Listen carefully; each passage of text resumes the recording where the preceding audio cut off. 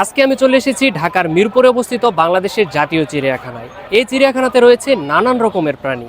এই প্রাণীগুলো সম্পর্কে কিছু তথ্য আপনাদের সামনে তুলে ধরার চেষ্টা করব এবং এই চিড়িয়াখানাতে আপনারা কিভাবে আসবেন তার একটি সঠিক ভ্রমণ গাইডলাইন আপনাদেরকে দেব। আপনারা কমলাপুর থেকে আয়াত পরিবহন এবং গুলিস্তান থেকে দিশারি পরিবহন যোগে চলে আসতে পারেন এই চিড়িয়াখানায়। এটা হচ্ছে ওয়ে নাম্বার 1। এখন ওয়ে নাম্বার 2 বলি, আপনারা মেট্রো দিয়ে মিরপুর 10-এ আসতে পারেন এবং আপনারা বাস যোগে চলে আসতে পারেন সনি স্কোয়ারে। সেখান থেকে আপনারা একটা অটো বা সিএনজি নিয়ে ডাইরেক্ট চলে আসতে পারেন এই মিরপুর জাতীয় চিড়িয়াখানায়। গাইস, আমি এখন যাব হচ্ছে টিকিট সংগ্রহ করতে। আমার সামনে রয়েছে টিকিট কাউন্টার, তো দেখি টিকিটের মূল্য কত টাকা রাখে। এটা হচ্ছে আমার টিকিট, এটার দাম নিয়েছে 50 টাকা। সো আমি এখন ভিতরে প্রবেশ করব। গেট দিয়ে প্রবেশ করতেই সামনে পড়বে হচ্ছে তথ্য কেন্দ্র এবং এটার পাশে রয়েছে একটি শহীদ মিনার, আর এটার ডান সাইডে রয়েছে বাহিরের রাস্তা, এই সাইডেও রয়েছে বাহিরের রাস্তা।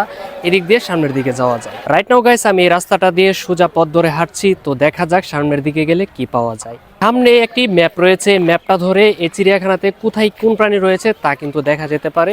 সো আপনারা দেখতে পাচ্ছেন এই ম্যাপটা কিন্তু অনেকটা ইজি করে দিয়েছে। দেখেন ম্যাপটা কত সুন্দর দেখাচ্ছে। রাস্তাটা যে দেখতে পাচ্ছেন এই দিক দিয়ে যাওয়া যাবে হচ্ছে সজারু, বাঘ, সিংহ যেখানে অবস্থিত সেই দিকে। গাইস, এই পাশটাতে হচ্ছে সজারু, আর এই সজারুর প্রাপ্তিস্থান হচ্ছে সিলেট এবং চট্টগ্রামের পার্বত্য অঞ্চলে। এই প্রথম আমি সজারু দেখলাম, আর এই সজারু দেখে খুবই ভালো লাগলো। এছাড়াও এই সজারু কিন্তু আমি অনেক মোবাইলে দেখেছি, বাট এটাই হচ্ছে আমার প্রথম দেখা একবারে সরাসরি। গাইস, আমার পিছনের দিকে যে বিশাল বড় একটা খাঁচা দেখতে পাচ্ছেন, এই খাঁচার মধ্যে অনেকগুলো বানর রয়েছে।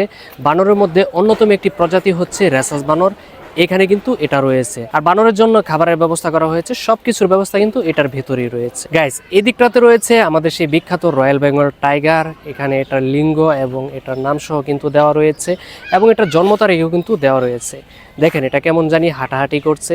আসলে বাঘ সারাক্ষণই হাঁটাহাঁটি করে থাকে, একদমই বসে না। বাট প্রথম যখন এসে দেখেছিলাম, তারপর দেখলাম যে ওই দিক ফিরে আছে, তারপরে এই দিকে আসলো এবং হাঁটাহাঁটি শুরু করলো। আমার পিছনটাতে রয়েছে বনের রাজা সিংহ, আর এই সিংহটা হচ্ছে আফ্রিকান প্রজাতি। এখানে লেখাই রয়েছে আফ্রিকান সাদা সিংহ। আর এই সিংহের গা থেকে এক ধরনের দুর্গন্ধ বের হয়ে থাকে। এটার কারণটা হচ্ছে সিংহ এই গন্ধটার মাধ্যমে তার অঞ্চলটা আইডেন্টিফাই করে।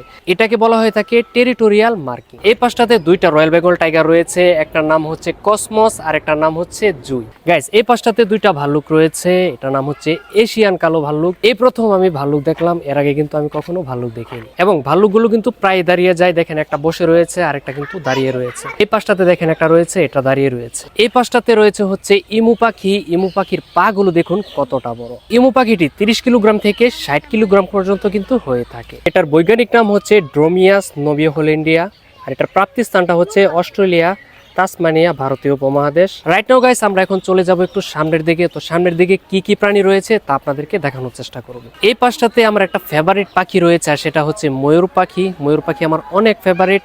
এটার যে পাখাগুলো রয়েছে, পাখাগুলো অনেক সুন্দর লাগে, কিন্তু পাটা কিন্তু কেমন জানি লাগে। গাইস, এখানে জিরাফ দেখার জন্য কিন্তু একটা ইন্টারেস্টিং বিষয় রয়েছে। দেখেন এখানে কিন্তু দাঁড়িয়ে দাঁড়িয়ে জিরাফ দেখা যায় প্রপারলি ভাবে। এছাড়াও যারা ছেলে মেয়ে রয়েছে তারা কিন্তু এখানে উঠে কিন্তু এখান থেকে প্রপারলি ভাবে জিরাফ দেখতে পায়। গাইস, আমি কিন্তু এটার উপরে চলে আসছি, এখান থেকে কিন্তু জিরাফগুলো প্রপারলি দেখা যাচ্ছে। কিন্তু এখন খাবার খাচ্ছে।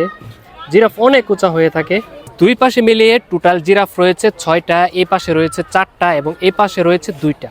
আর যেই সবচেয়ে বড় জিরাফটা রয়েছে এটা এই পাশে অবস্থিত। আপনারা দেখতে পাচ্ছেন এই জিরাফটা কিন্তু খাবার খাচ্ছে। আর ওই সাইডে যে 4টা জিরাফ রয়েছে এটা কিন্তু ছোট ছোট, বাট এইখানে সবচেয়ে বড় জিরাফটা রয়েছে। যে প্রাণীর নামটা সবচেয়ে বেশি শুনে থাকি সেটা হচ্ছে গাধা।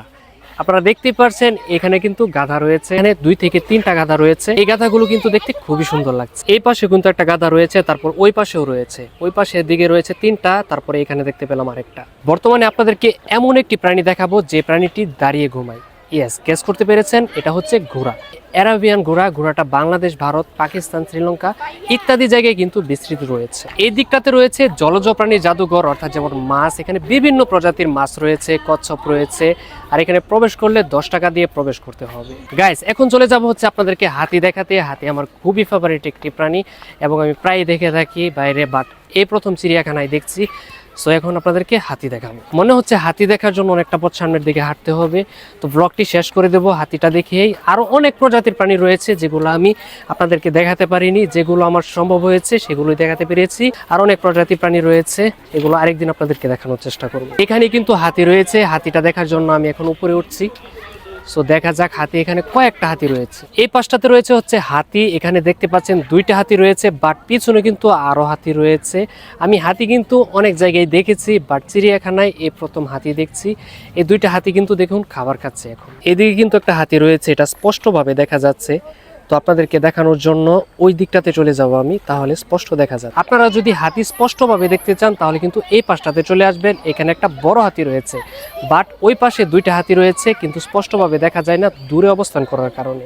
আপনারা দেখতেই পাচ্ছেন এই হাতিটা কিন্তু অনেক বড়। দেখতে দেখতে ব্লগটির একবারে শেষ পর্যায়ে চলে এসেছি। এই চিড়িয়াখানাটিতে আরো অনেক প্রজাতির প্রাণী রয়েছে, যে প্রাণীগুলো আপনাদেরকে দেখাতে পারিনি।